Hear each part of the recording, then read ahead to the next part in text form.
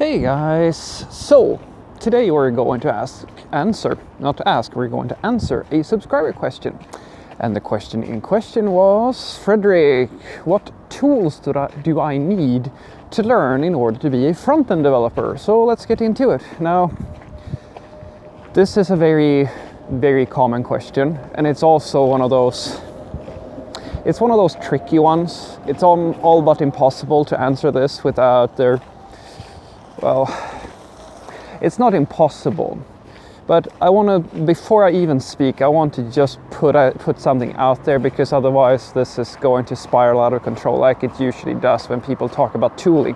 So first and foremost, I want you to know that what I always go for is the common case. Now, I am fully aware, and it's actually, I think it's to a point, it's kind of cute. I have quite a lot of people who tell me, oh, don't you know about this tool or that tool and this tool and that tool? And for the most part, guys, I know about these tools. So when I talk about these tools, it's not so much that I don't know about them, it's more about I actually know whether or not they're being used and to what extent, for the most part, in the industry. So I don't feel that it's vital to touch on every tool, because what I try to go for is the common case, because I argue that it's more important to talk about the common case than it is to talk about every tool that is out there, because unfortunately, it depends on your viewpoint, I suppose, but there are quite a few tools, and I'm talking a lot of tools. If you were to try and learn them all when it comes to JavaScript, I mean, it's all but impossible to keep track of all of them. There's libraries coming out on an almost monthly basis. And because of the way that it works here in JavaScript land, everybody thinks that everything has value and everybody uses their own thing, and all of a sudden everybody's speaking as if the thing that they are using is almost an industry standard. And I try to avoid that, because I'm going to be honest, I don't really care so much about which specific tool and what exact version or what exact stack people are using. You're free to use whatever you want. All I will relate to you is the things that I know have been part of my daily job for quite a few years, and I know what's been part of my coworkers and my friends and everybody who's working in programming, like what they usually work with. That doesn't mean that the stuff that other people are using is bad. It's just that the thing that I'm talking about is very common.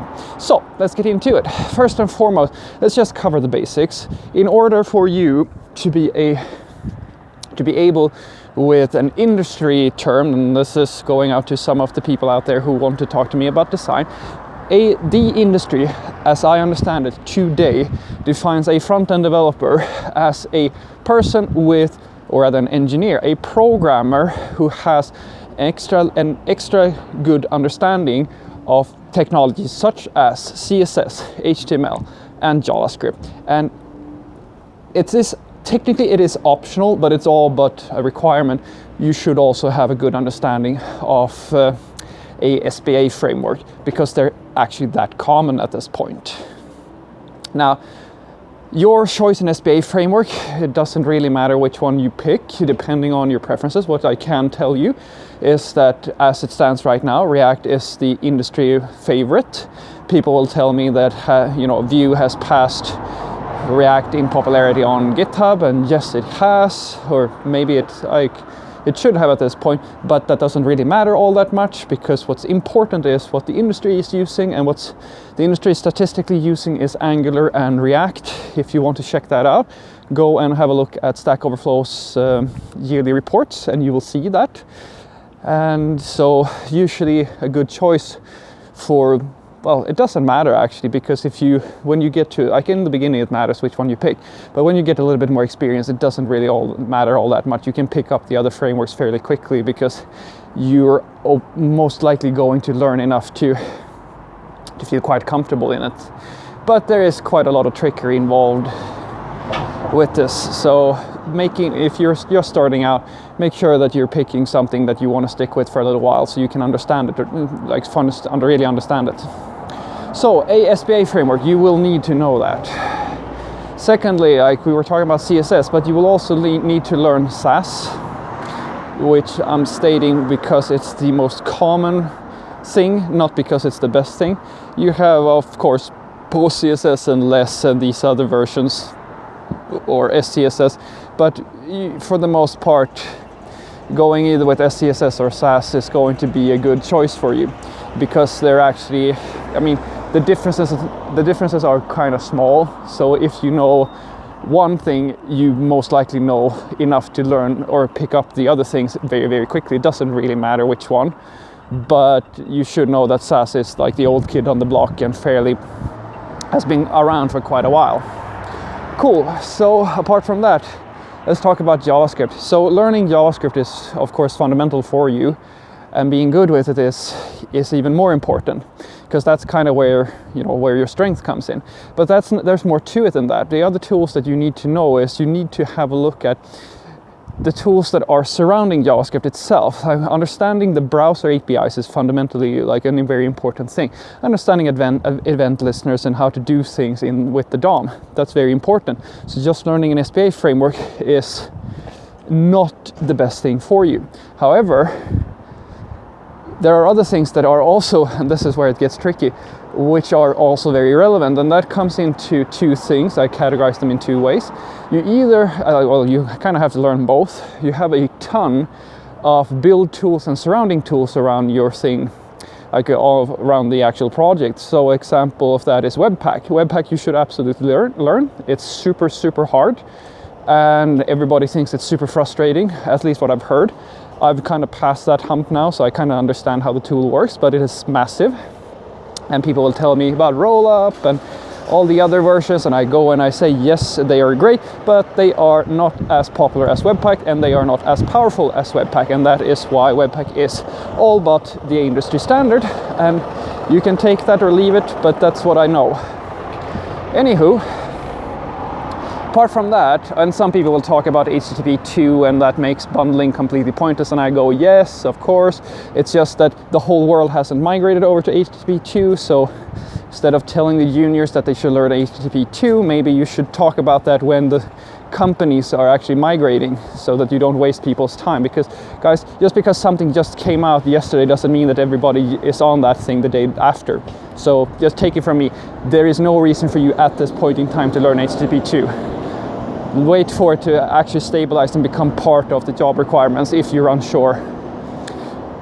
And apart from that, things like Gulp, like a task runner, such as Gulp or Grunt, whichever, npm script or npm itself, and that brings us on to Node. You should absolutely learn Node, because all of these tools that I've just stated, they all run on Node, and I can promise you that when you go to your job, it doesn't really matter all that much which of your, like, what you want to define yourself as. If you use the term front-end developer, that is basically in the industry's eyes the same thing as you saying that, hey, I'm really good at everything that has to do with JavaScript. It doesn't matter if Node and Express and all these things are server-side, nobody cares. If you have front-end developer on your job title, you are all but expected to be a master of everything JavaScript. And as I said, the distinction between what's front-end and back-end, I leave that up to other people to discuss. All I know is what I've faced in the industry, and I know for a fact that knowing Node.js and even knowing Express and like knowing server-side Node is very, very useful, almost a requirement. And apart from this, knowing a test runner is also very powerful. My personal favorite is Jest, but there's plenty of others. I would even say that Jest may or may not be the best choice, but I'd say that at least Mocha is also a fairly like old kid on the block, unless you're doing Angular, where Karma is a fairly popular choice as well. What else is there? Well, apart from that, it kind of comes into specifics about which framework you've picked. So, say for React land, something like Redux is very popular, or React Router is very popular, and so forth and so forth. And that's where it kind of gets tricky, and it's very hard for me to keep things generic, because some of these libraries are very popular, very commonly used, but they in order for me to answer which one you should go with, I have to first answer the question, or at which SPA framework are you on, if you are even on an SPA framework. But these are the basics of doing front-end development, and then you of course have responsive design and all of this good stuff. But that should at least get you started. So hopefully I've answered this question to a to a point, but there's of course tons and tons more that you should consider when you talk about which tools you should know. But what I want you to take away from this is that the fundamental and most important thing for you will always be to understand what is a single isolated framework, a tool that just a fraction of the market is using, and what is core technology that is very fundamental for your ability, like just a fundamental technology. For example, JavaScript as it stands today is like being really good with JavaScript is more important than being good with React. But being good with React is a lot more important than being good with Next.js, because React is a fundamental part of almost like if you have a React project, you always have React, but that doesn't necessarily mean that you have Next, as an example. And that's the sort of mindset that you need to have with you. You have to, it's about investments, guys. You can't learn it all. So what I argue is that it's better for you to learn the underlying technologies so that you can learn the stuff that comes out when it becomes relevant. Have a great day.